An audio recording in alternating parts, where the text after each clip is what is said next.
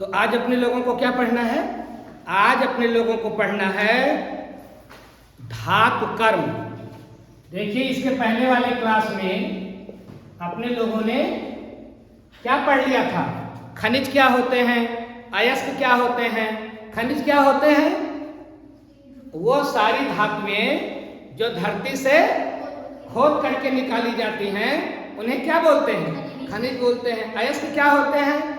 वह खनिज अयस्क कहलाते हैं जिनसे धातुओं को सरलता पूर्वक आसानी से और कम खर्च में धातु को निकाल लिया जाए, वो अयस्क कहलाते हैं।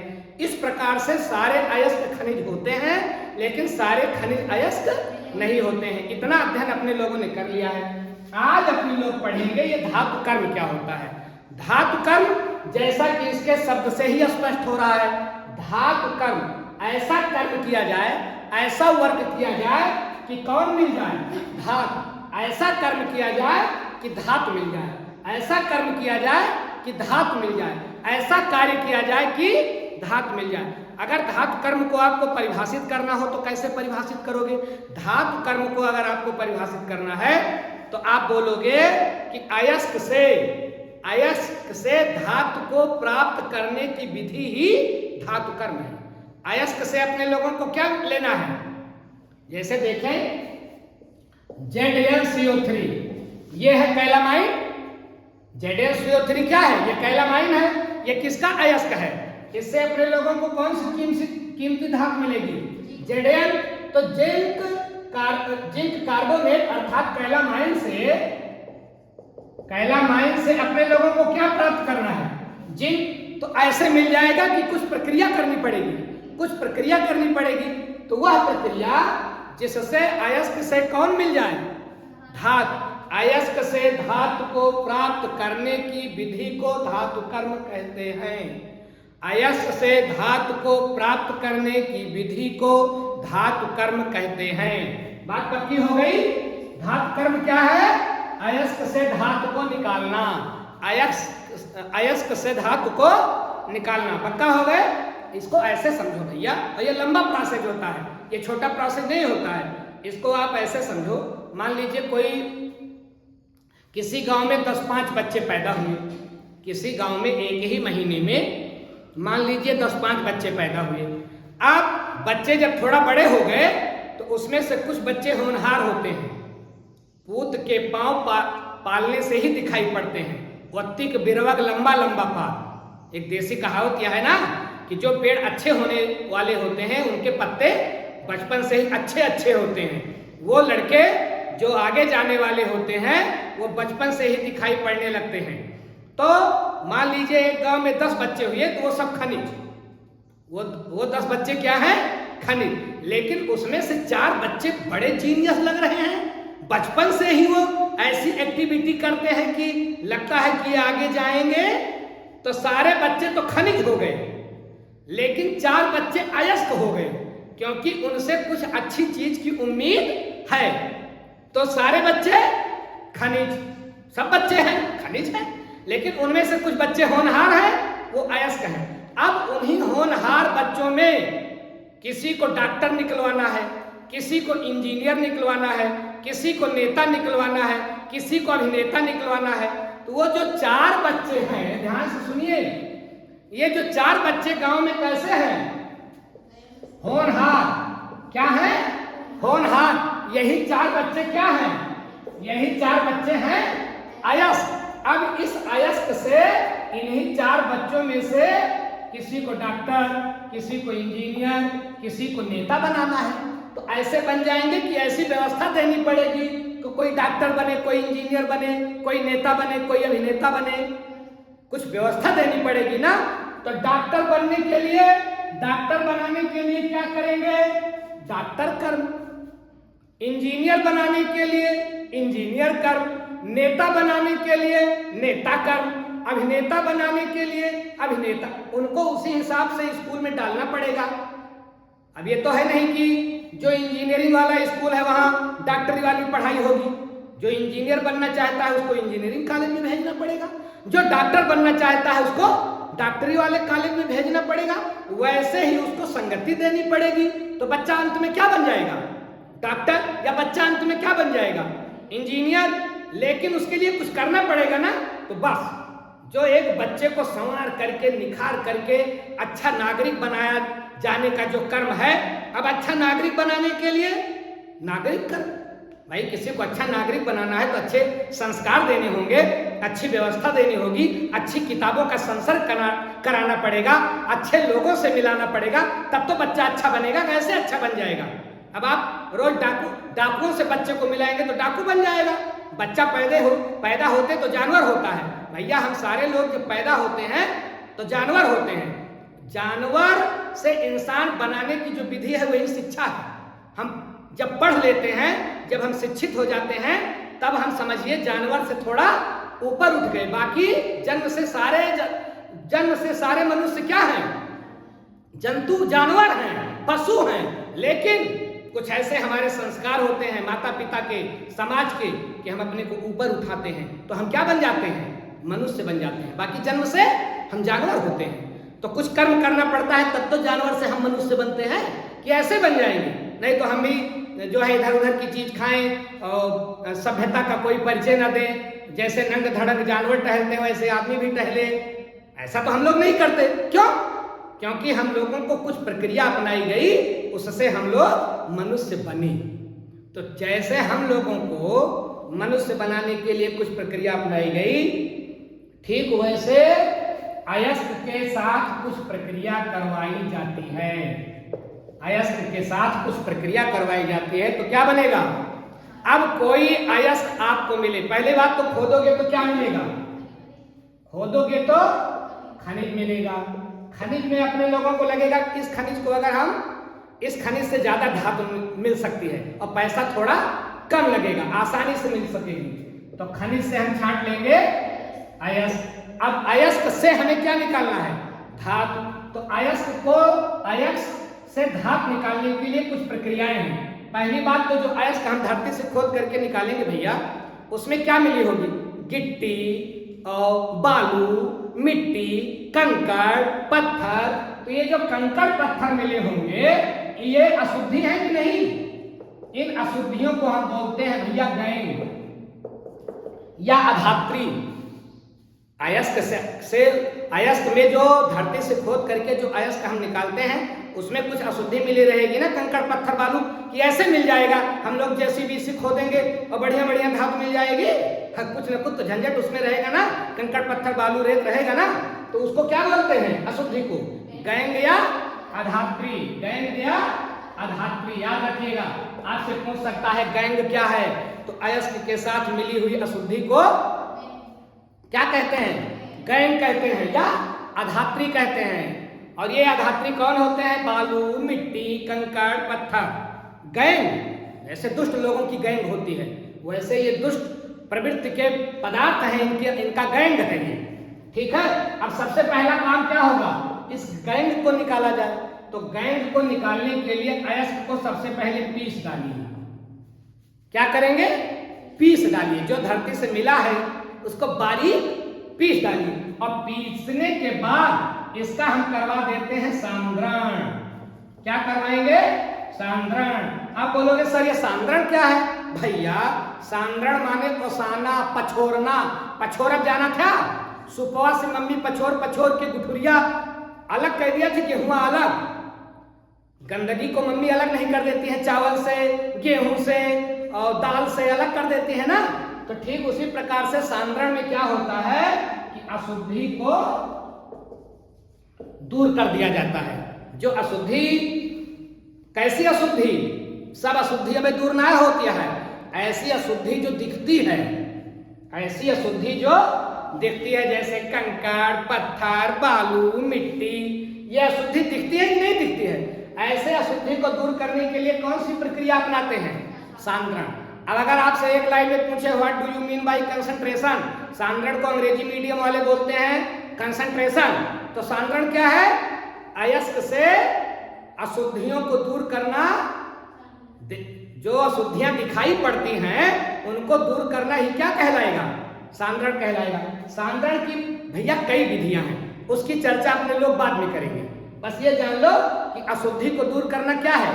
सांद्रण है। अशुद्धि को दूर करना सांद्रण है। अब धातु कर्म में अगली प्रक्रिया, पहले क्या करोगे, जो भी अयस्क मिला है उसको पीस डालोगे, पीसने के बाद फिर क्या कराओगे, सांद्रण कराओगे। सांद्रण के बाद ध्यान रखा जाएगा कि जिस अयस्क में O, अब दिमाग लगाइए, अयस्क जब पढ़ाया गया था अयस्क के प्रकार तो ऑक्साइड अयस्क बताया गया था। तो जिस अयस्क में क्या हो, O युक्त जो अयस्क हैं उनके लिए एक विधि अपनाइए, निस्तापन। कौन सी विधि, निस्तापन, कैल्सिनेशन। निस्तापन किसके लिए निस्तापन लगाओगे, जिस अयस्क में O है। अब दिमाग लगाइए कि किस अयस्क में O है। बहुत सारे अयस्क हैं जिसमें O है, तो O वाले अयस्क के लिए क्या कराओगे, निस्तापन। निस्तापन मतलब गर्म करना। निस्तापन मतलब किसी अयस्क को गर्म करना, और गर्म करने में O2 के बिना। गर्म करने में क्या ध्यान रखा जाएगा, गर्म करने में यह ध्यान रखा जाएगा कि O2 कतई न जाने पाए, क्योंकि O तो उसमें ऑलरेडी मौजूद ही है। O वाले का ही तो निस्तापन कराएंगे। चलिए गर्म करेंगे, कैसे गर्म करेंगे, O2 के बिना। और ध्यान रखें, ये इतने गर्म करेंगे कि गलने ना पाए। ये नहीं कि गर्म करते करते इतना गर्म करें कि सब लिजिर बिजिर उसी में हो जाए, गले ना पावे, अयस्क गलने ना पाए। एक लाइन में कैसे परिभाषित करोगे निस्तापन को, निस्तापन ऑक्साइड अयस्कों की गरमाने की विधि है। निस्तापन क्या है, ऑक्साइड अयस्कों को इतना गरमाते हैं कि वो गलने ना पाए। उनके गलनांक के नीचे गरमाना ही, ऑक्सीजन युक्त अयस्क को उसके गलनांक के नीचे उच्च ताप तक गरमाना ही निस्तापन कहलाता है। फिर से बोले, नहीं गया अंदर, फिर से सुने। ऑक्साइड अयस्कों को उच्च ताप पर उनके गलनांक के नीचे ऑक्सीजन के बिना गरमाना ही निस्तापन कहलाता है। ऑक्सीजन अब्सेंट होगी और इतना गरमाएंगे कि गलने ना पाए। क्या बोलोगे बेटा, निस्तापन। क्या बोलोगे, निस्तापन। अब एक आध लोगों का निस्तापन आइए करके देख ले। जैसे इनको देखिए, MgCO3, ये क्या है, याद करके बताओ, मैग्नेसाइड। याद आ रहा है, MgCO3 किसका अयस्क है, मैग्नीशियम का अयस्क है। अपने लोगों को मैग्नीशियम चाहिए, और जरा देख कर बताओ इसमें O है कि नहीं। हाँ O है ना। तो इसका मतलब इसको क्या किया जाए, इसका करवाया जाए निस्तापन। इसको इतना करवाया जाए कि गलने न पाए। तो पता है क्या होगा, तो निकल आएगा MgO और CO2 गैस बाहर निकल जाएगी। देख लिया आप लोगों ने क्या है निस्तापन। और देखें कैलामाइन को देखिए, ZnCO3, इसको गरमाओ और खूब गरमाओ, लेकिन इतना गरमाओ कि गलने न पाए। और ऑक्सीजन सहित की ऑक्सीजन रहित क्या बन जाएगा, ZnO और CO2। तो ये अपने लोगों को थोड़ी थोड़ी अशुद्धि निकलती जा रही है ना। देखिए थोड़ी थोड़ी अशुद्धि तो निकल गई ना, अब कमे बच रही है अशुद्धि, मतलब हम लोग धातु की ओर आगे बढ़ रहे हैं। निस्तापन समझ गए। निस्तापन क्या है, अयस्क को ऑक्सीजन के बिना ऊंचे ताप तक गरमाना लेकिन गलने न पाए। ये क्या कहलाएगा, निस्तापन। निस्तापन किसका कराओगे, जिस अयस्क में O दिखाई पड़ेगा। जैसे ZnCO3, तो O दिखा कि नहीं दिखा, तो उसका निस्तापन कराओगे। और ध्यान रखिए, कुछ अयस्क ऐसे होते हैं जिसमें ऑक्सीजन नहीं होती। तो जिस अयस्क में ऑक्सीजन नहीं होती है उसका हम निस्तापन नहीं कराते, उसका हम कराते हैं भैया भर्जन। जिस अयस्क में क्या नहीं है, O, अगर O नहीं है तो क्या कराओगे, भर्जन। और इंग्लिश मीडियम वाले इसको बोलते हैं रोस्टिंग। ये भी गरमाना है, खूब गरमाना, गलने न पाए। इतना गरमाना कि लेकिन गलने ना पाए और ऑक्सीजन दे करके गरमाओ। उसमें क्या था? ऑक्सीजन के बिना गरमाना था। इसमें आपसे पूछ सकता है भर्जन और निस्तापन में क्या अंतर है? भर्जन और निस्तापन में क्या अंतर है? तो निस्तापन में हम ऑक्सीजन जाने बिना ऑक्सीजन के गरमाते हैं और भर्जन ऑक्सीजन के साथ गरमाते हैं। एक मोटा अंतर आपको मिल जाएगा। भर्जन में ऑक्सीजन रहेगी और निस्तापन में ऑक्सीजन नहीं रहेगी। अब भर्जन जिसको हम बोलते हैं अंग्रेजी में रोस्टिंग। रोस्टिंग क्या है भैया? अब जैसे देखें आयरन पायराइड का सूत्र Fe(S), इसको गरमाना है लेकिन ऑक्सीजन सहित गरमाना है। अब ऑक्सीजन के उपस्थिति में ऑक्सीजन देना ही पड़ेगा।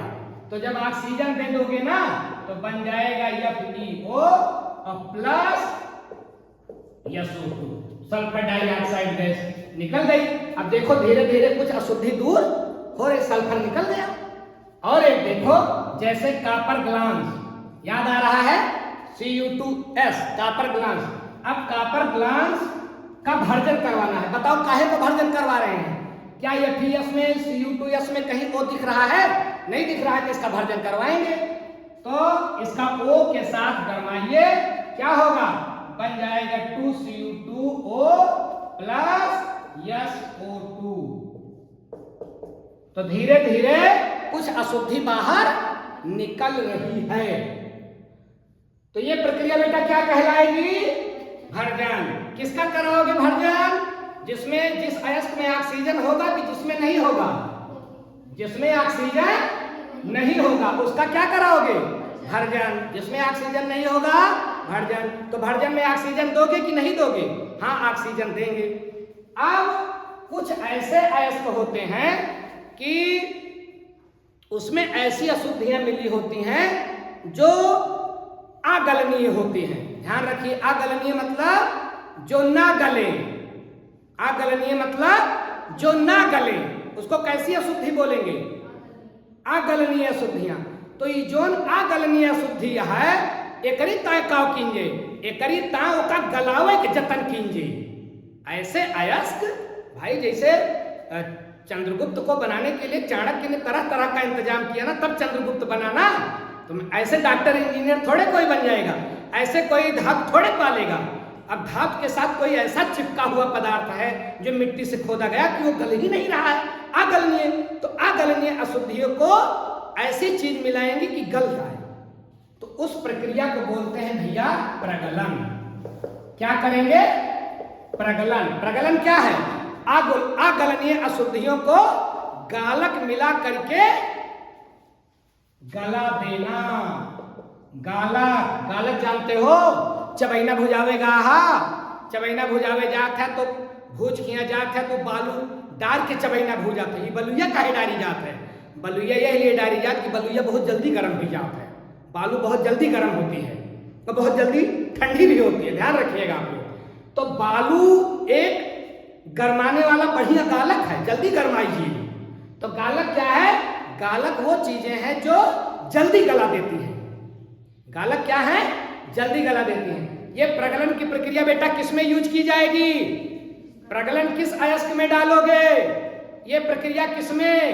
जिसमें अगलनीय अशुद्धि हो, गलतिन न रहा है तो फिर अरे जे सही से न माने ओकरे साथे कुछ बदतमीजी कीजिए, तो एकरे साथे कुछ बदतमीजी कीजिए। तो केकरे साथे मिलाई बदतमीजी कीजिए? गालक। अब ये गालक दो किस्म के होते हैं, ये ध्यान रखिएगा। अगर अशुद्धि अम्लीय है तो उसमें कैसा गालक मिलाओगे? क्षारीय। ध्यान रखे रहा, अगर अयस्क के साथे अशुद्धि कौन मिलिया है बाबू? अम्लीय। तो गालक कौन मिलौबा? क्षारीय। अम्ल के दुश्मन क्षार। दुश्मन का लड़ाई दिया, किनारे है ये मामला। और अगर अशुद्धि मिली है क्षारीय तो बताइए गालक क्या लगाओगे? अम्लीय। क्षार का दुश्मन अम्ल। तो गालक कितने किस्म के हो गए? दो, क्षारीय गालक, अम्लीय गालक। क्षारीय गालक, अम्लीय। क्षारीय गालक कब लगाओगे? जरा देखो, SiO2, यह है सिलिका बालू। अब बालू जल्दी गलत ना है अपना, जल्दी गर्माबे करत बस। तो ये है अम्लीय अशुद्धि, अम्लीय अशुद्धि। अयस्क के साथ कौन सी अशुद्धि मिली है? अम्लीय। कौन सी? सिलिका, SiO2, यह है सिलिका, बालू, रेत। तो बताइए इस अशुद्धि को दूर करने के लिए कैसा गालक मिलाओगे? क्षारीय। कैसा गालक मिलाओगे? भाई अम्लीय अशुद्धि है तो गालक कैसा होगा? क्षारीय। तो इसके साथ मिला दीजिए MgCO3। ये MgCO3 क्या है? क्षारीय गालक है। कैसा गालक है बेटा? क्षारीय। क्षारीय गालक। गालक समझाता है ना? गालक मतलब गलाने वाला, गालक मतलब गलाने वाला। जैसे चबैना भूजे माँ बालू गरम करे वाला, ठीक है? वैसे गालक मिला लेगा तो अशुद्धि जल्दी गल जी। तो क्षारीय गालक MgCO3 और अशुद्धि कौन मिली है? SiO2 मतलब रेत, बालू। अभी जल्दी गलत ना, तुरंत गालक मिलाओगा कैसा हो? वहां हिम्मत कैसे है गलत कहना? तुरंत गलाए और गलाई के बनाए दे MgSiO3 और CO2 गैस बाहर निकल जाए। MgSiO3 एका बोला जात मैग्नीशियम सिलिकेट। ये क्या है? Magnesium silicate. और ये अशुद्धि लेकर के बाहर हो जाती है, गल जाता है। बाबू इसको बोलते हैं धातुमल। ध्यान रखे रहा। आप लोगों से पूछ सकता है धातुमल का हुआ है? तो धातु वाला मल, मल माने, मल माने गंदगी, मल माने गंदगी। तो धातु से निकली हुई गंदगी, अयस्क से निकली हुई गंदगी ही क्या कहलाएगी? धातुमल। तो ये धातुमल कब निकलेगा? जब गलाया जाएगा तब। कंफर्म हो गए? अब और ध्यान रखें, ये तो हो गया क्षारीय गालक। MgCO3 क्या है? MgCO3 क्या है बाबू? क्षारीय गालक। अब अगर अशुद्धि मिली हो क्षारीय, जैसे CaO, CaO समझ रहे हो, चूना, ये भी एक अशुद्धि है। अब ये अम्लीय है, क्षारीय, ये क्षारीय है। तो इसको दूर करने के लिए बताओ कैसा गालक मिला है? इनका दुश्मन मतलब SiO2। ये जो अभी हम लोगों ने सिलिका देखा था ना, ये वास्तव में अम्लीय गालक भी है। देखिए क्षारीय गालक का एक उदाहरण यहां लिख लो, MgCO3 और अम्लीय क्षारीय गालक का MgCO3 और अम्लीय गालक का लिख लो SiO2, सिलिका। उदाहरण भी याद कर लेना। आपसे कभी कभी एक नंबर का प्रश्न आ जाता है कि एक अम्लीय गालक का नाम और सूत्र बताओ। तो अम्लीय गालक कौन सा है? SiO2, सिलिका, और क्षारीय गालक MgCO3। अब बताइए अशुद्धि कौन सी मिली है?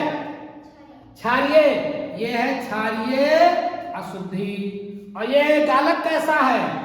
अम्लीय। कैसा गालक है? अम्लीय। तुरंत दुश्मन दुश्मन मिलेंगे कहेगा, बन जाएगा CaSiO3।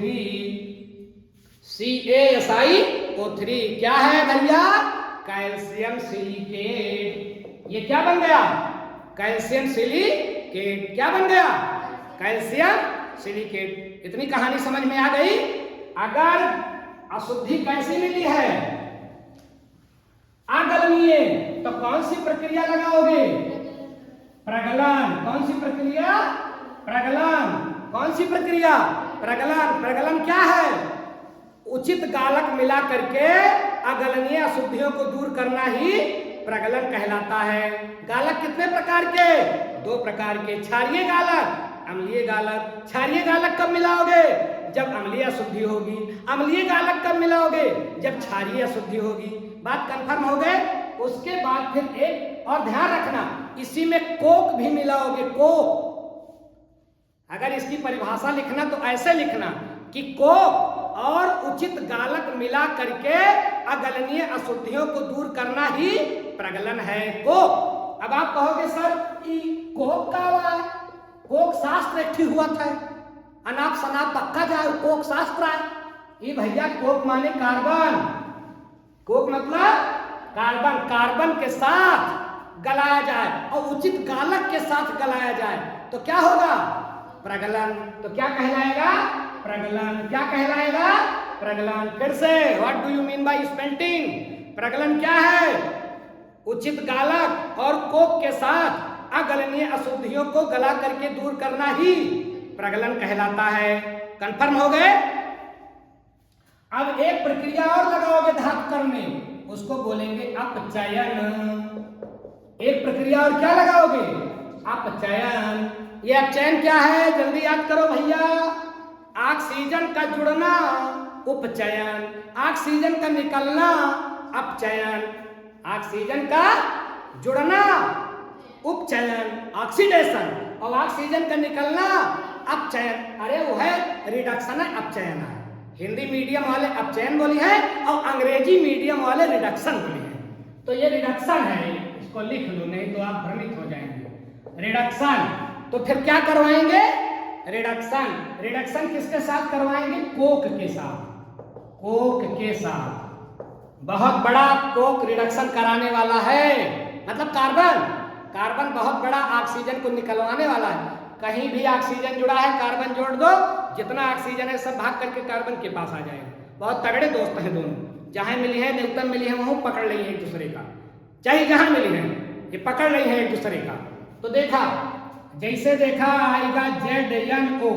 ZnO कहूं मिला रहा है ना अपने सबका पीछे, कैला माइन निकाला गया रहा ना निस्तापन के बाद, तो ZnO मिला। तो ZnO से अपने सबका चाहिए का भैया Zn ना, अपने लोगों को, वो तो अपने लोगों के काम की चीज है नहीं, अपने लोगों को Zn धातु चाहिए ना। अपने लोग क्या पढ़ रहे हैं? धातु कर्म, को अपने लोगों को धातु चाहिए ना। तो ZnO से Zn निकालने के लिए क्या करो? तुरंत इसमें कार्बन डालो, और जैसे कार्बन डालोगे ना, मैंने बताया दोनों जिगरी दोस्त, जहां O ने C को देखा कहेगा Zn भाई बस हमारा तो है दोस्ती यहीं तक, अब हम निकलते हैं। तो समोसे वाले हुए ठंडो पियाए, तो हम तुम्हारे साथ अब ना रहा, तो O किसके पास आ जाएगा? C के पास। तो बन जाएगा Zn प्लस CO। अपने लोगों को धातु मिल गई। देखा मिल गया ना शुद्ध धातु। और देखा जैसे MgO और C। अब बताओ OC का देखे क्या कहेगा? भाई साहब प्लीज एक्सक्यूज मी, मुझे जाने दो, हमारा तगड़ा दोस्त आ गया। तो O किससे मिलेगा? C से। क्या मिल जाएगा अपने लोगों को?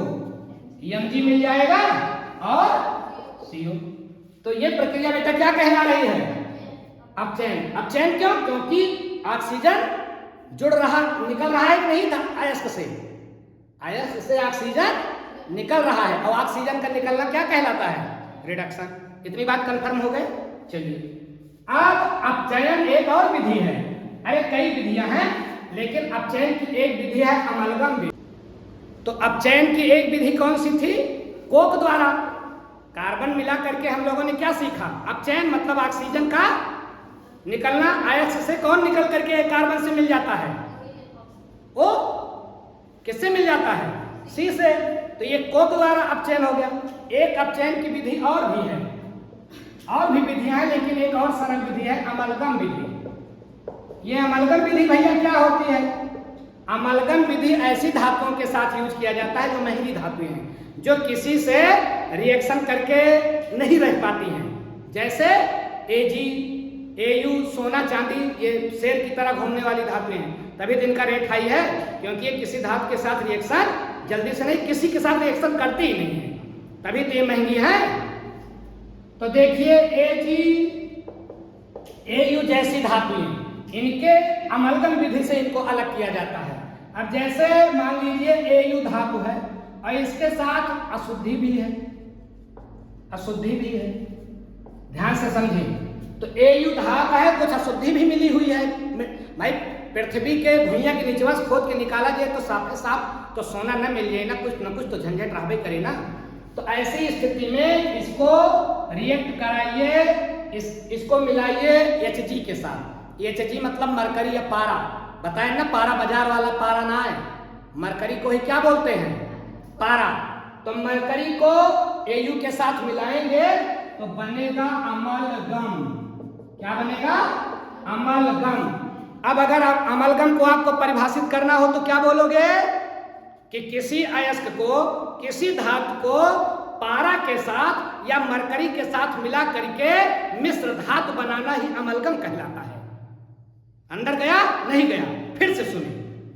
किसी धातु को पारे के साथ मिला करके मिश्र धातु बनाना ही अमलगम कहलाता है। तो अमलगम एक प्रकार की क्या हो गई? मिश्र धातु। क्यों? क्योंकि पारा भी धातु है और दोनों मिल गए तो क्या बनी? मिश्र धातु। कंफर्म हो रहे हो ना?